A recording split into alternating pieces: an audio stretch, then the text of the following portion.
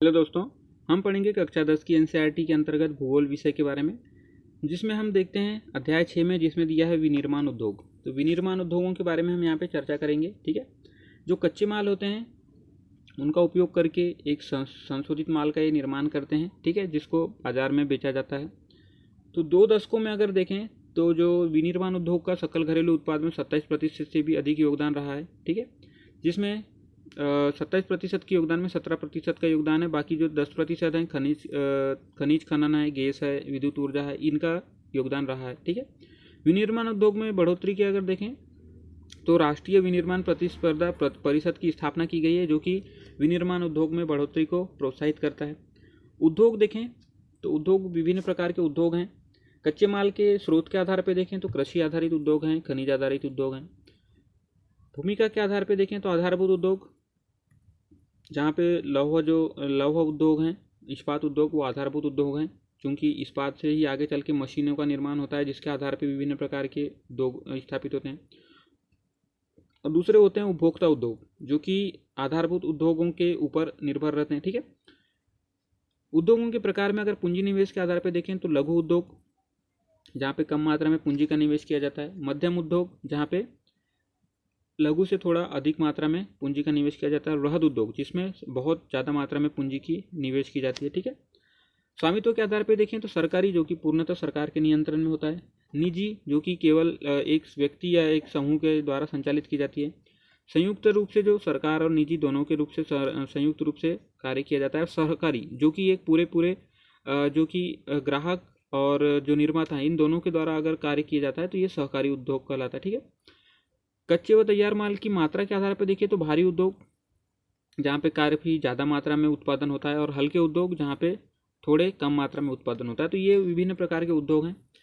आगे चलते हैं कृषि आधारित उद्योग में। अब देखते हैं कृषि आधारित उद्योग में वस्त्र उद्योग काफ़ी प्रसिद्ध है या प्रमुख भी है। ठीक है, औद्योगिक उत्पादन में इसका 14% का योगदान है। कुल जीडीपी में अगर देखें तो वस्त्र उद्योग काफ़ी महत्वपूर्ण स्थान रखते हैं। 350 लाख लोगों को रोजगार भी प्रदान करता है। और कृषि क्षेत्र में अगर जो मजदूरों की संख्या देखें तो उसके बाद जो वस्त्र उद्योग है दूसरा स्थान प्राप्त है। ठीक है, इसका 24.6% जो विदेशी मुद्रा हमारे जीडीपी में प्राप्त होती है, तो वो केवल और केवल वस्त्र उद्योग के द्वारा ही प्राप्त होती है। यहाँ से वस्त्रों का काफ़ी मात्रा में निर्यात भी किया जाता है। और सकल घरेलू उत्पाद का अगर जीडीपी में देखें तो 4% योगदान यह अकेले वस्त्र उद्योग देता है। ठीक है, सूती वस्त्र उद्योग देखें तो नवंबर 2011 तक 1946 सूती वस्त्र जो उद्योग हैं कृत्रिम रेशे से कपड़ा बनाया करते थे। ठीक है, अब देखते हैं क्रमवार जो कारखाने हैं वो 2009-10 में, ठीक है, 3.3 यहाँ पे कारखाने थे। ठीक है, आगे चल के जो कुल कहना चाहिए कारखानों का 2009-10 में जो कारखाने 3.3% विद्युत कर्गे से संचालित थी। ठीक है, और 2010-11 में 3.5% हुई।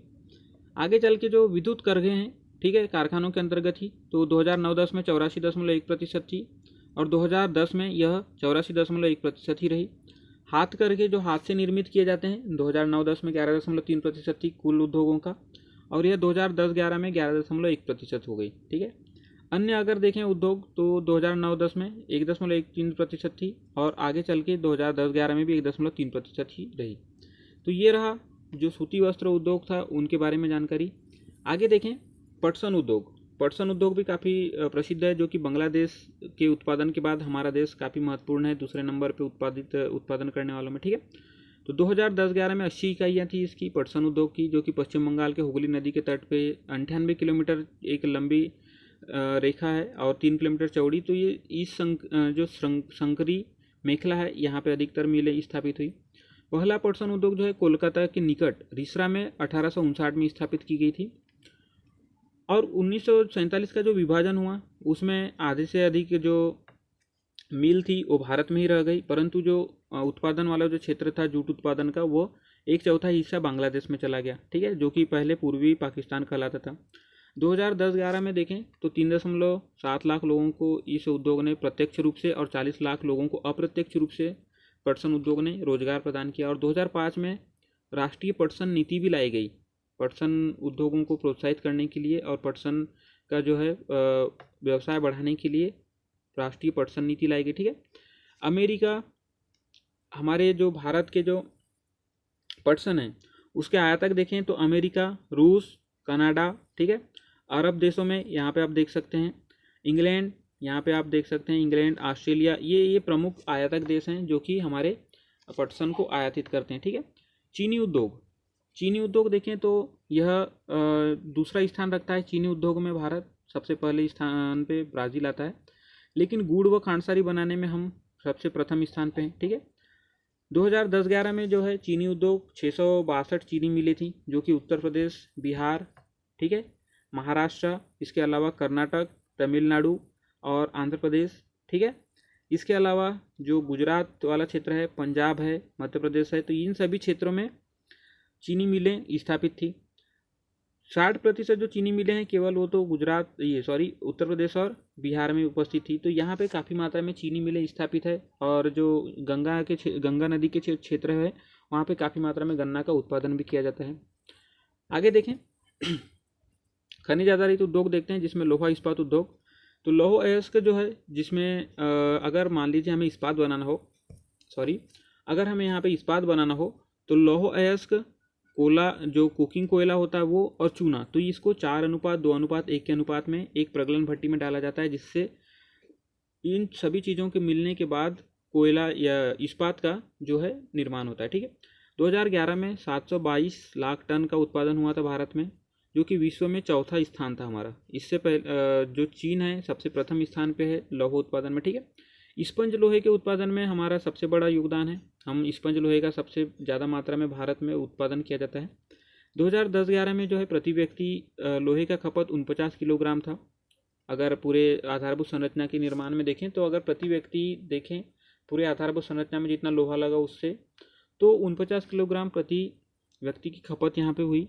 परंतु विश्व में देखें तो 182 किलोग्राम प्रति व्यक्ति की खपत हुई, अर्थात भारत में विश्व की तुलना में काफ़ी कम खपत होती है लोहे की, इसलिए हम निर्यात भी ज़्यादा मात्रा में करते हैं, ठीक है। 1950 के दशक में भारत व चीन में समान उत्पादन शुरू किया था, परंतु आज के समय में देखें 2011 में तो चीन में 6,832 टन उत्पादित किया जाता है और भारत में काफ़ी कम मात्रा में उत्पादन किया जाता है, जैसे कि 722 लाख टन, ठीक है। 2004 में भारत इस्पात का सबसे बड़ा निर्यातक था, जो कि अंतर्राष्ट्रीय व्यापार में हिस्सेदारी इसके निर्यात में लौह अयस्क के निर्यात में 2.5% थी, ठीक है। कर्नाटक वाला जो क्षेत्र है यहाँ पे भद्रावती और विजयनगर, तमिलनाडु में सेलम, ठीक है। छत्तीसगढ़ की जो भिलाई, यहाँ पे भी लौह इस्पात उद्योग लगाए गए हैं। आंध्र प्रदेश में विशाखापट्टनम क्षेत्र, ठीक है। इसके अलावा उड़ीसा में राउरकेला वाला जो क्षेत्र है, झारखंड में बोकारो और जमशेदपुर, पश्चिम बंगाल में बर्नपुर और दुर्गापुर, तो ये प्रमुख उत्पादन करने वाले क्षेत्र हैं। यहाँ पे बड़ी बड़ी फैक्ट्री भी लगी हुई है, ठीक है।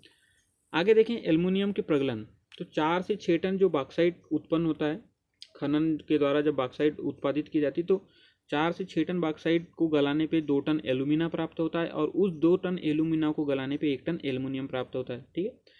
काफ़ी ज़्यादा मात्रा में इलेक्ट्रिसिटी की या बिजली की आवश्यकता होती है इसको गलाने के लिए। इसके प्रमुख अगर क्षेत्र देखें एल्युमिनियम के तो ओडिशा, पश्चिम बंगाल, केरला, ठीक है, उत्तर प्रदेश, छत्तीसगढ़, महाराष्ट्र और तमिलनाडु, ये प्रमुख क्षेत्र हैं जहाँ पे एल्युमिनियम प्राप्त होता है।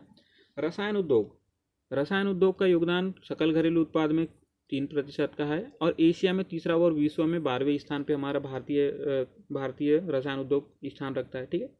उर्वरक उद्योग देखें तो काफ़ी पहले आज़ादी के बाद भी काफ़ी समय तक उर्वरकों के लिए हमें विदेशों पर निर्भर रहना पड़ा, परंतु बाद में काफ़ी ज़्यादा मात्रा में इसकी इकाइयाँ खोली गई, ठीक है।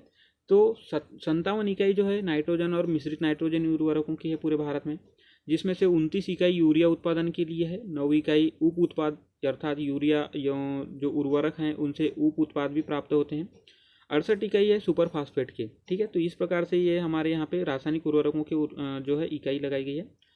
सार्वजनिक क्षेत्र में 10 उपक्रम भी कार्य करते हैं, जिसमें भारतीय उर्वरक निगम FCI, ठीक है, ये प्रमुख उपकरण है, और गुजरात के हजीरा में सहकारी उपकरण, तो ये प्रमुख रूप से उपकरण कार्य करते हैं, सरकारी तंत्र कार्य करते हैं उर्वरक उद्योग के लिए।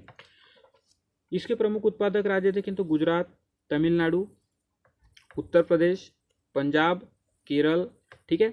इसके अलावा ये तो 50% उत्पादन करते हैं, इसके अलावा भी जो है आंध्र प्रदेश, उड़ीसा, राजस्थान, इसके अलावा बिहार, महाराष्ट्र, असम, ठीक है, पश्चिम बंगाल, आप यहाँ देखते जाइए नक्शे में। इसके अलावा गोवा, दिल्ली, ठीक है, दिल्ली राष्ट्रीय राजधानी क्षेत्र, और मध्य प्रदेश और कर्नाटक। तो ये विभिन्न ऐसे क्षेत्र हैं जहाँ पे ये उर्वरक के उद्योग लगाए गए हैं। नेक्स्ट देखते हैं सीमेंट उद्योग। तो पहला सीमेंट का जो उद्योग है 1904 में सबसे पहले जो तमिलनाडु की जो अभी वर्तमान में राजधानी चेन्नई, यहाँ पे स्थापित की गई थी, ठीक है। गुजरात में जो उद्योग हैं यहाँ से खाड़ी देशों में सीमेंट यहाँ से भेजा जाता है। खाड़ी देश आप यहाँ पे देख सकते हैं, खाड़ी देश अर्थात ये पश्चिमी प्रदेश हैं जो अरब प्रायद्वीप वाले, यहाँ पे भेजा जाता है, ठीक है। 1989 में जो है मूल्य व वितरण नियंत्रण समाप्ति जब शुरू हुई, अर्थात यहाँ पे जब लाइसेंसिंग प्रणाली इसकी समाप्त की गई सीमेंट उद्योग पे, तो काफ़ी बड़े मात्रा में यहाँ पे सीमेंट उद्योग खोले, जिसमें 128 बड़े व 332 छोटे संयंत्र स्थापित हुए, ठीक है। हमारे यहाँ से अब अगर देखें निर्यात, तो सीमेंट का निर्यात प्रमुख रूप से पूर्वी एशियाई देशों में किया जाता है, ठीक है। मध्य पूर्व की अफ्रीका में भी यहाँ पे निर्यात किया जाता है। इसके अलावा दक्षिण एशियाई देशों में भी हम निर्यात करते हैं। तो ये हमारे निर्यातक जो आयातक देश हैं, इनसे हमें काफ़ी विदेशी मूल्य प्राप्त होता है, ठीक है। मोटर गाड़ी उद्योग देखें तो 15 इकाई यात्री कार उपयोग के लिए वाहन बनाते हैं, ठीक है, भारत में। और 9 इकाई जो हैं बड़ी गाड़ियाँ, जो कि व्यापारिक परिवहन माल वाहन के लिए उपयोग की जो गाड़ियाँ होती है वो बनाती है। और 14 इकाई 2 व 3 पहिया वाहन बनाती है, 2 व्हीलर, 3 व्हीलर, ऑटो, इस प्रकार से, ठीक है। आगे देखें तो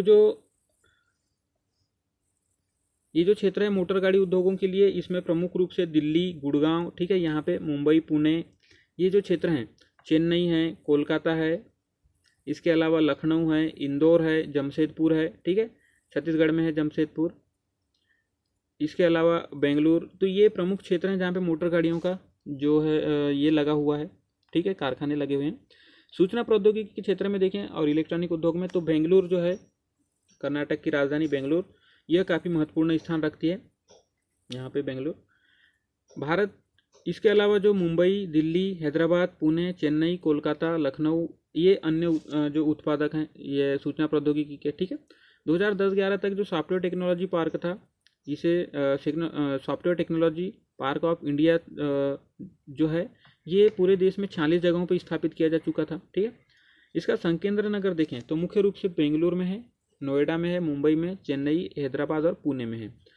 ज़्यादा से ज़्यादा महिलाएं जो है सूचना प्रौद्योगिकी कार्य में लगी हुई है, लगभग 30% महिलाएं सूचना प्रौद्योगिकी के कार्य में लगी हुई है।